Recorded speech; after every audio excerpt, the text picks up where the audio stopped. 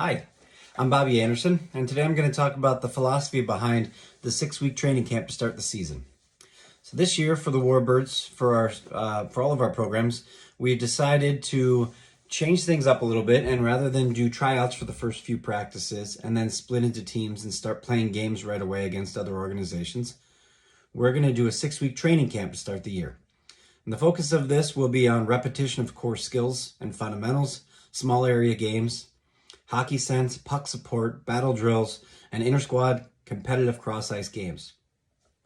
The goals of this are to have higher skill level of all of our players, allow time for coach development in the beginning of the season, for player development in the beginning of the season, goalie development, and ultimately to retain more players.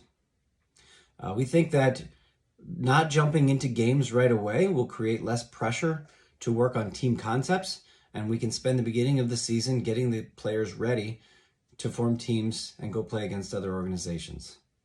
We also feel that allowing more time in the beginning of the season before splitting teams will help benefit players who have not played all summer or all off season. There are players who take breaks. There are players who play other sports, which is highly recommended by USA Hockey and by us.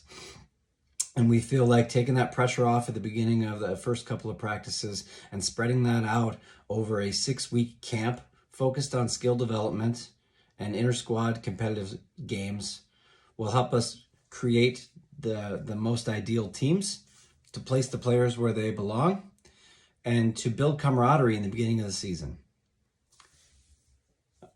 We also feel that there is a concept of periodization, that by starting at the beginning of the year with skill development and focusing heavily on that we can have these players peak by the end of the season.